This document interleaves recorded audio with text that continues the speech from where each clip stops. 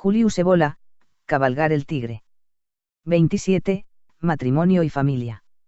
Los hechos sociales presentan una más estrecha relación con los de la vida privada y de las costumbres, si se considera el problema de las relaciones entre los sexos, del matrimonio y de la familia en la existencia de hoy día. Por lo que respecta a la institución familiar, su crisis en nuestros días es tan manifiesta como la de la idea romántica ochocentista de patria, tratándose de procesos en amplia medida irreversibles por estar ligados a los factores que caracterizan el tipo de existencia en los últimos tiempos. Naturalmente, también la crisis de la familia suscita hoy preocupaciones y reacciones moralizantes, con intentos más o menos vagos de sabotaje, sin que se sepa hacer valer otra cosa que recurrir a argumentos conformistas y a un tradicionalismo vacío y falso. También, a este respecto, las cosas para nosotros se presentan de una forma diferente y, como en el caso de los demás fenómenos ya considerados, es necesario reconocer fríamente la situación en su realidad desnuda. Es preciso, por tanto, extraer consecuencias del hecho de que la familia ha cesado desde hace tiempo de tener un significado superior, de estar cimentada por factores vivos que no sean simplemente de orden individual. El carácter orgánico y, en cierto sentido, heroico que ofrecía su unidad en otros tiempos, se ha perdido en el mundo moderno, al igual que se ha desvanecido, o está por desvanecerse, el último barniz residual de sacralidad que esta institución debía a la consagración propia del rito religioso. En la realidad, en la grandísima mayoría de los casos, la familia de los tiempos modernos es una institución de carácter pequeño burgués, casi exclusivamente determinada por factores naturalistas, utilitarios, rutinarios, primitivamente humanos y, en el mejor de los casos, sentimentales. Sobre todo su eje esencial ha desaparecido, el eje que constituía la autoridad, ante todo espiritual, de su jefe, del padre, la que puede encontrarse en el origen etimológico de la palabra pater, señor, soberano. Así, una de las principales metas de la familia, la procreación, se reduce sencilla y groseramente, a perpetuar la sangre, perpetuación híbrida, por lo demás, ya que en el marco del individualismo moderno, las uniones conyugales ya no quedan sometidas a las limitaciones de linaje, de casta o raza, dado que, en cualquier caso, no tiene como contrapartida la continuidad más esencial, espiritual, de una tradición, de una herencia ideal. Por otra parte, ¿cómo podría continuar teniendo un sólido centro que la mantuviera unida, si su jefe natural, el padre, es hoy día casi un extraño, incluso físicamente, al estar preso en el engranaje de la vida material, en esta sociedad cuyo absurdo ya hemos demostrado? ¿Qué autoridad puede revestir el padre, si, en particular en las clases superiores, se reduce hoy casi exclusivamente a una máquina de fabricar dinero pluriempleado? Esto se aplica incluso hoy día tanto al padre como a la madre, debido a la emancipación de la mujer, a su entrada en el mundo de los profesionales y de los trabajadores, mientras que el otro tipo de mujer moderna, la dama que se entrega a una vida frívola y mundana, es menos capaz todavía de mejorar el clima interior de la familia y de ejercer una influencia positiva sobre sus hijos. Estando así las cosas en la mayoría de los casos, ¿cómo reconocer a la unidad familiar moderna un carácter diferente de un conglomerado unido por factores extrínsecos, necesariamente expuesto a procesos erosionadores y disolutivos, cómo no incluir entre las mentiras hipócritas de nuestra sociedad el carácter pretendidamente sagrado de la familia?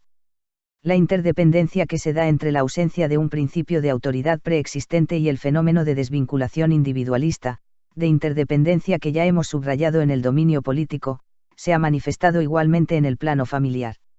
Al prestigio decaído del padre corresponde el distanciamiento de los hijos, la ruptura cada vez más nítida y brutal entre las antiguas y las nuevas generaciones. A la disolución de los lazos orgánicos en el espacio, castas, cuerpos, etc., corresponde en nuestros días, la de los lazos orgánicos en el tiempo, es decir, el corte de continuidad espiritual entre las generaciones, entre padre e hijo. El distanciamiento, la alienación recíproca, es un hecho innegable y de proporciones crecientes, favorecido además por un ritmo de vida progresivamente más rápido y desordenado. Es por lo demás significativo que este fenómeno se manifiesta de un modo particularmente crudo en lo que queda de la antigua aristocracia nobiliaria y en las clases superiores, donde habría podido esperarse, al contrario, que los lazos de la sangre y de la tradición hubieran sido más duraderos.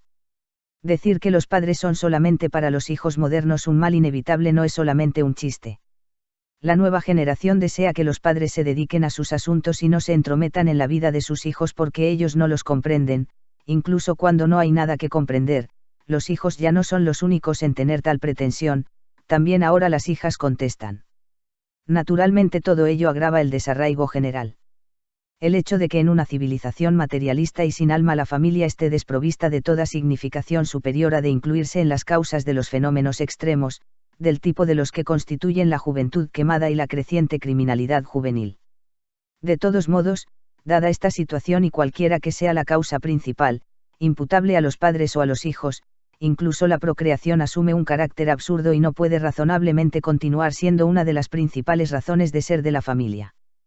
Tal como hemos dicho, es en un régimen de mediocridad, de convencionalismos, de comodidad práctica, de rutina y de debilidad de carácter, donde subsiste la familia. No hay que creer que medidas exteriores puedan modificarla en algo.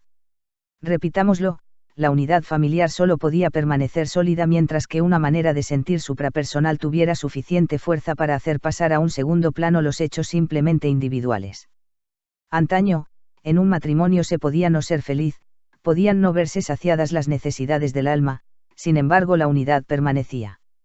Al contrario, en el clima individualista de la sociedad actual, no puede invocarse ninguna razón superior para que se mantenga la unidad de la familia cuando el hombre y la mujer ya no se entienden y los sentimientos o el sexo le conducen a nuevas opciones. Es, por tanto, natural la multiplicación de los fracasos conyugales en la sociedad contemporánea, así como las separaciones y los divorcios subsiguientes. Y es absurdo pensar en la eficacia de medidas que puedan frenar el desarrollo de este fenómeno, ya que la base del conjunto es una modificación del orden existencial. Sería casi superfluo, después de este balance, precisar la actitud del hombre diferenciado en este terreno. En principio, no puede conceder ningún valor al casamiento, a la familia o a la procreación. Todo ello solo puede serle ajeno, no puede reconocer en ello nada que tenga un significado y merezca su atención, en cuanto al problema sexual, considerado en sí mismo, y no según las perspectivas sociales, lo examinaremos posteriormente. Sobre el matrimonio, la mezcla de lo sagrado y lo profano y el conformismo burgués son tan evidentes, incluso en el caso del matrimonio católico indisoluble. En realidad tal indisolubilidad, que en el ambiente católico debería proteger a la familia, no es hoy más que una fachada. Las uniones, teóricamente indisolubles, están, de hecho, profundamente taradas y carentes de estabilidad. En este ambiente la moralidad no se preocupa más que de salvaguardar las apariencias. Que hombres y mujeres, una vez casados, actúen, más o menos como quieran, que hagan comedia, que se traicionen o que sencillamente se soporten, poco importa, la moral queda a salvo y se cree que la familia sigue siendo la célula fundamental de la sociedad, mientras se condene el divorcio y se acepte esta sanción o autorización social, no pertinente como tal, para la convivencia sexual, que corresponde al matrimonio. Por otro lado, incluso cuando no se trata del matrimonio indisoluble del rito católico, cuando se trata de sociedades en las cuales se admite el divorcio, la hipocresía subsiste porque todavía hay que sacrificar en el altar del conformismo social, cuando resulta que hombres y mujeres se separan y se vuelven a casar por los motivos más frívolos y ridículos, como sucede en los Estados Unidos, hasta llegar al extremo de que el matrimonio ya no es más que el barniz puritano para una especie de sistema de alta prostitución, o de amor libre legalizado. Para evitar todo equívoco, algunas consideraciones teóricas y retrospectivas suplementarias concernientes al matrimonio religioso católico, nos parecen necesarias. De hecho, como es obvio, en nuestro caso, no se trata de argumentos de librepensadores los que intentamos oponer a este matrimonio. Acabamos de aludir a una mezcla de sagrado y profano. Es necesario recordar que el matrimonio solo se volvió un rito y un sacramento, implicando la indisolubilidad muy tardíamente en la historia de la Iglesia, no antes del siglo XII, y que la ceremonia religiosa solo se ha vuelto obligatoria para toda unión que no quiera ser considerada como un mero concubinato en una fecha todavía más reciente, después del Concilio de Trento de 1563. En lo que a nosotros respecta, ello no atenta a la concepción misma del matrimonio indisoluble, es sencillamente para precisar de forma neta el lugar, el sentido y las condiciones. Hay que subrayar aquí que, como en otros sacramentos, la Iglesia Católica nos coloca frente a una singular paradoja, partiendo de la intención de sacralizar lo profano, ha desembocado, prácticamente, en hacer profano lo sagrado. San Pablo anuncia ya el verdadero significado del matrimonio rito, cuando para designarlo no utiliza la palabra sacramento, sino misterio. Este misterio es grande, dice textualmente, Efesios 5, 31-32. Puede admitirse también una idea superior del matrimonio, como unión sagrada e indisoluble no de palabra, sino de hecho. Sin embargo, este tipo de unión solamente es concebible en casos excepcionales, cuando se parte de la base de una devoción absoluta, casi heroica, de una persona a otra, en la vida y en el más allá, lo cual fue conocido por más de una civilización tradicional, en donde incluso se consideró natural el ejemplo de esposas que no quisieron sobrevivir a sus maridos.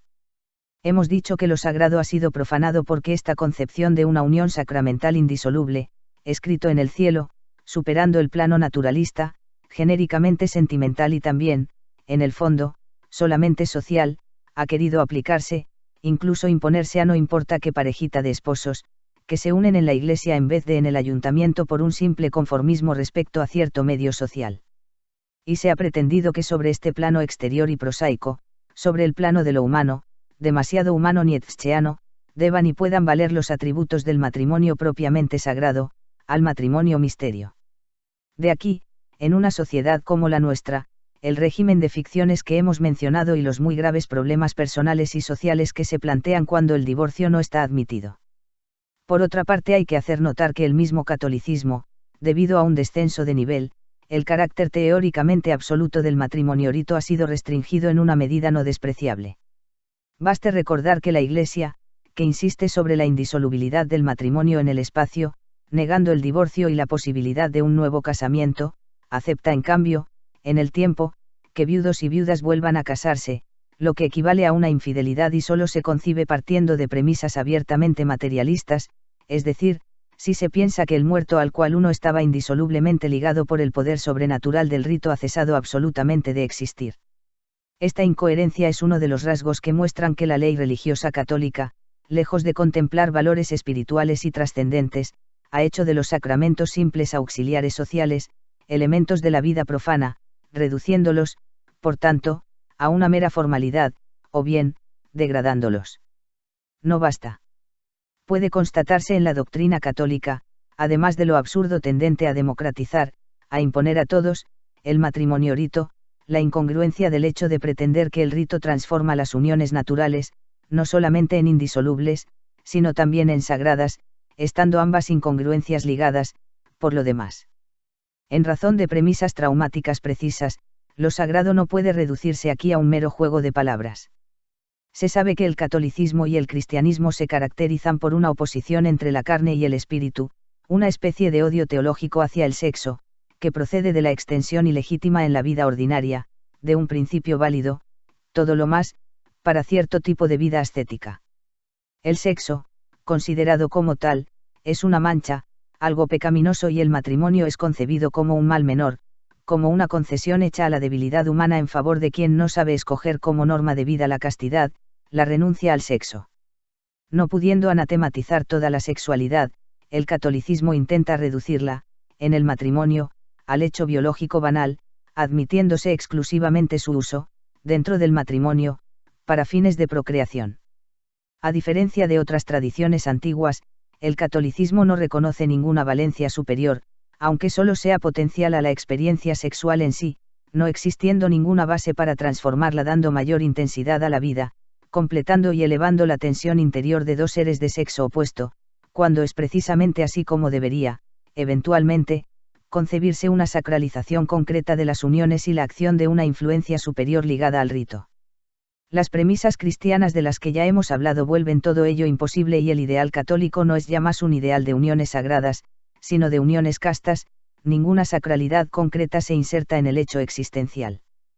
Por otra parte, habiendo democratizado el matrimonio rito, las cosas no podrían ser de otra forma, incluso si las premisas fueran diferentes, o entonces había que atribuir al rito el poder casi mágico de elevar automáticamente las experiencias sexuales de no importa qué parejita al nivel de tensión superior, de embriaguez transfiguradora, la única capaz que podría llevar, más allá del plano de la naturaleza y que sería entonces el elemento primero del hecho sexual, mientras que la procreación Aparecería como algo secundario y perteneciente, en sí mismo, al plano naturalista. En conjunto, tanto por su concepción de la sexualidad como por la profanación del matrimonio rito, puesto al alcance de todos, e incluso obligatorio para toda la pareja católica, el mismo matrimonio religioso se reduce a una simple sanción religiosa añadida a un contrato profano que no tiene nada de absoluto, mientras que los preceptos católicos relativos a las relaciones sexuales tienden a colocar todas las cosas al nivel de una mediocridad burguesa contenida, animalidad doméstica procreadora. Encerrada en un marco conformista, un marco que, salvo titubeantes concesiones parciales, hechas por el aggiornamento, no se ha movido. Esto para aclarar los principios. En una civilización y en una sociedad materializadas y desacralizadas como las nuestras, es por lo tanto natural que los diques que se oponían a la disolución de la concepción cristiana del matrimonio y de la familia, por más problemática que fuera esta concepción, como acabamos de decir, hayan cedido cada vez más y que, en el actual estado de cosas, nada exista que merezca ser sinceramente defendido y conservado. Las consecuencias de la crisis, evidentes en este ámbito también, así como todos los problemas relativos al divorcio, al amor libre y todo lo demás, no pueden apenas interesar al hombre diferenciado. En última instancia, este hombre no puede considerar la disgregación individualista creciente, no puede ser considerada como un mal peor que la tendencia creciente del mundo comunista a sustituir por el Estado, o cualquier otro colectivo a la familia, una vez liquidados los sueños de unión libre cultivados por el primer socialismo revolucionario antiburgués, mientras que aparte de la dignidad de trabajadora asociada al hombre, concedida a la mujer, no se reivindica para ella ningún otro papel más que el de mamífero reproductor. En efecto, en la Rusia actual, están previstas algunas condecoraciones para mujeres fecundas, incluso la de heroína de la Unión Soviética para las camaradas, incluso no casadas, que hayan tenido al menos 10 hijos, de los cuales además pueden desembarazarse confiándoselos al Estado que se ocupará de educarlos de una forma más directa y racional para hacer de ellos unos soviéticos. Se sabe que esta educación, también respecto al sexo femenino, se inspira esencialmente en el artículo 12 de la Constitución soviética: el trabajo, considerado antaño como un cansancio inútil y deshonroso, se vuelve una dignidad, una gloria, una cuestión de valentía y heroísmo. El título de héroe del trabajo socialista, asimilado al de héroe de la Unión Soviética, es la contrapartida del título mencionado para las mujeres dignas de él por sus funciones reproductoras. Tales son los bienaventurados horizontes ofrecidos en lugar del decadentismo y de la corrupción de la sociedad burguesa capitalista, en donde la familia se descompone en la anarquía, en la indiferencia y en la llamada revolución sexual de las nuevas generaciones, al haber desaparecido todo vínculo orgánico y todo principio de autoridad. Sea como fuere, tampoco esta alternativa tiene mucho sentido hoy en día. La que sigue siendo evidente, en esta época de disolución para el tipo de hombre que nos interesa, es la dificultad de plantearse algún tipo de matrimonio y de familia. No se trata de un ostentoso anticonformismo, se trata de extraer la conclusión de una visión conforme a la realidad, cuando la exigencia de la libertad interior permanece firme. Un hombre como el que contemplamos, dentro de un mundo como el actual, debe poder disponer absolutamente de sí, hasta el extremo límite de la vida. Los vínculos mencionados precedentemente le convienen tan poco como en otra época al asceta o al soldado de fortuna. No es que no estuviera dispuesto a asumir cargas todavía más pesadas, pero la cosa estaría, en sí, desprovista de sentido por completo. Es conocida esta frase de Nietzsche: Nicht fort sollst du dich pflanzen, sondern hinauf dazu el Fedir der Garten der 30, referida a la idea de que el hombre actual no es más que una simple forma de transición cuya única tarea consiste en preparar el nacimiento del superhombre, estando dispuesto a sacrificarse para ello y a retirarse cuando él aparezca. Ya hemos valorado precedentemente este sueño del superhombre y de un finalismo que remite a una hipotética humanidad futura, la posesión del sentido absoluto de la existencia. Pero de esta cita y de su juego de palabras, se podría retener como válida la idea de que el matrimonio no debería servir para reproducirse horizontalmente, hacia adelante, tal es el sentido de fortpflanzen, contentándose con engendrar, sino verticalmente, hacia lo alto, hinaufpflanzen, elevando su linaje. En efecto, ello sería la única justificación superior del matrimonio y la familia, justificación inexistente hoy en día, debido a la situación existencial objetiva ya mencionada, causada por procesos disolutivos que han roto los lazos profundos susceptibles de unir una generación con otra. Ya un gran católico, Pegui, había hablado del hecho de ser padre como de la gran aventura del hombre moderno dada la absoluta incertidumbre total en la que nos encontramos respecto a lo que será nuestra progenie al ser poco probable que actualmente el hijo reciba del padre algo más que la mera vida. Como habíamos indicado anteriormente, no se trata solamente de poseer o no poseer esta cualidad, no solo física, de padre, que existía en la familia antiguamente y fundamentaba su autoridad, sino también de que esta cualidad, incluso si existiera hoy en día, quedaría paralizada por la presencia, en las nuevas generaciones, de una materia refractaria y disociada.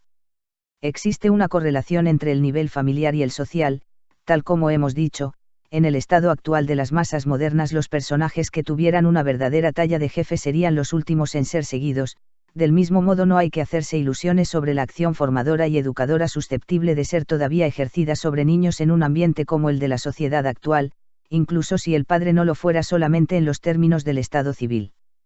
Podría objetarse respecto a esta postura que comportaría el peligro de una despoblación de la Tierra, pero ello no es cierto, ya que la reproducción pandémica y catastrófica de la humanidad sería ampliamente suficiente para evitarla.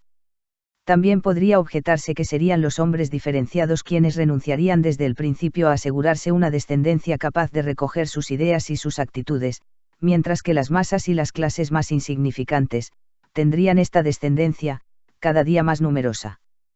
Pero ello puede rebatirse haciendo una distinción entre la generación física y la generación espiritual.